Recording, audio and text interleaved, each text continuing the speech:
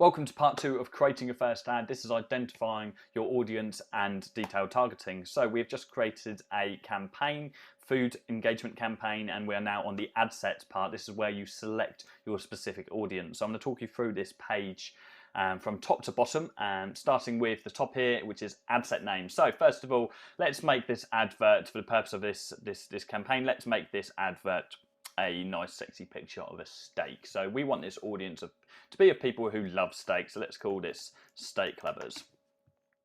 Now we can create a new audience or use a saved audience. Now once you do start creating different adverts, once you're creating multiple adverts for your clients, you'll be able to save audiences and reuse them, so you can save yourself the time and you won't have to fill in all of the detailed targeting. But for now we're going to create a new audience. You have custom audiences here as well. So custom audiences we're going to cover later on in this course. That is things like retargeting audiences, lookalike audiences, that we can take from things like the pixel, which we went into earlier on in this module. Now, locations.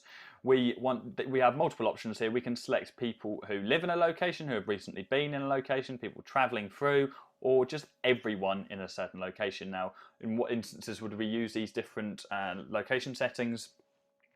For instance, with one of my clients, the furniture store I work with, I would select people who live in a location. So the reason I would do that is because the probability, if I'm on holiday in London and I have had an advert that comes up saying that there's some like three-piece suite for sale, then the probability of me buying that three-piece suite and then taking it back home to where I live, let's say in Scotland, that's very, very slim. So you want to be targeting people who live in the area, so they're more probable to buy your product. So you want to target your absolute best audience. Now with restaurants, with this advert specifically, who needs to eat? Well, food is a commodity. Everybody needs to eat. So we're going to select everybody in this location. It doesn't matter whether you're on holiday, whether you're on business, whether you're just passing through, you need to eat. So we want to target everybody.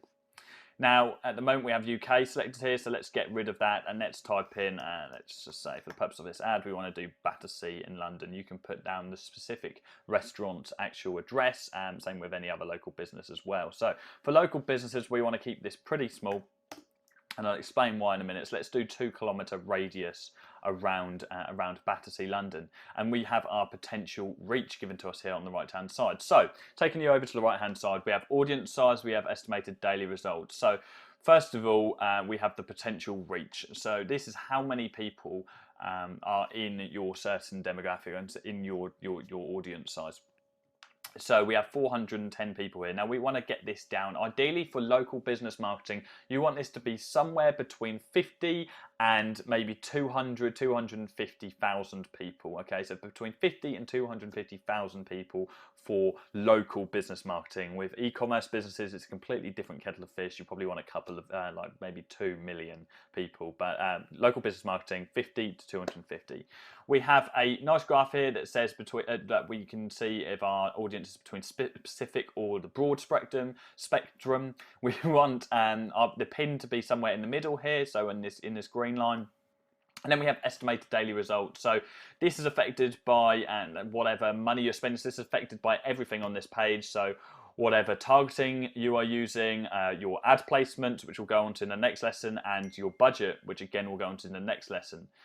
Now, the estimated results for this video, for this ad specifically for this ad set, is between 400 and 1,600 at the moment, and we're looking at between 20 and 100 engagements essentially. Now, let's move back over to the targeting. So we've selected our location. We can also exclude locations or add other locations as well, something to bear in mind depending on what kind of clients you're working with.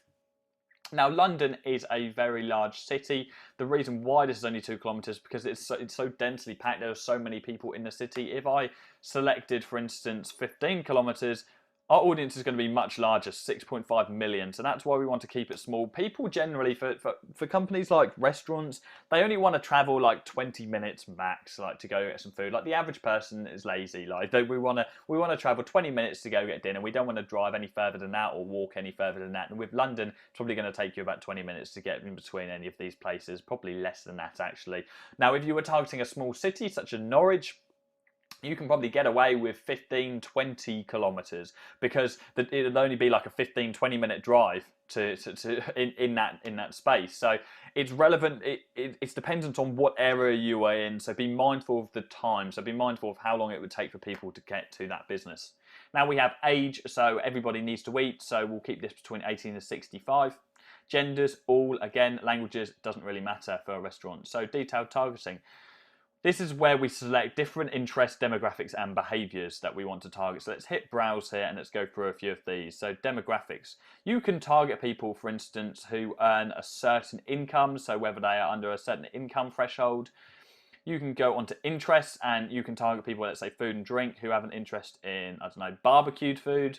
You can target behaviours, so you can target people with an upcoming anniversary. Now, I'm not going to go into all these because there are so many different variables. I ask that you go onto this yourself and play around with them. See, like, it's amazing how powerful Facebook targeting is. Like, it's actually crazy. So, like, one thing I say to people in my kickoff meeting to always blow their mind is I say to them, if you really wanted to, you could target people, target women who lived on Oxford Street, who are 43 years old, earn over £75,000 a year, and have an interest in cats. And you really could bring it down that low. So, and it's just crazy. So Facebook are without a doubt, the most powerful advertising platform on the internet. The 100%, or almost 100% of their revenue is from adverts. So that hence why they buy data from many, many different companies all over the world, and many different data sources.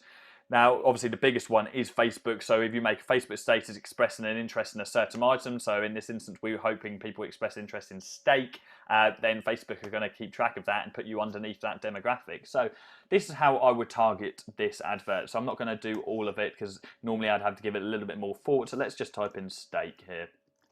And steak, let's see what other things we've got. Strip steak, suggestions, click suggestions, and it'll normally fill these out compared relevant to what you've already inputted. So steakhouse, ribeye steak, sirloin steak, rump steak, T-bone steak. This is all relevant stuff. Now for restaurants, another interesting one is eating and drinking out. Now this is actually a behaviour. This is picking up on people. Maybe they've tagged themselves in restaurants so they know that they regularly eat out. You can also narrow this audience. So you can say, okay, I need my audience to have interest in all of these things here, but they must also, I don't know, earn over £70,000 a year or £50,000 a year. You can then exclude people from this audience as well.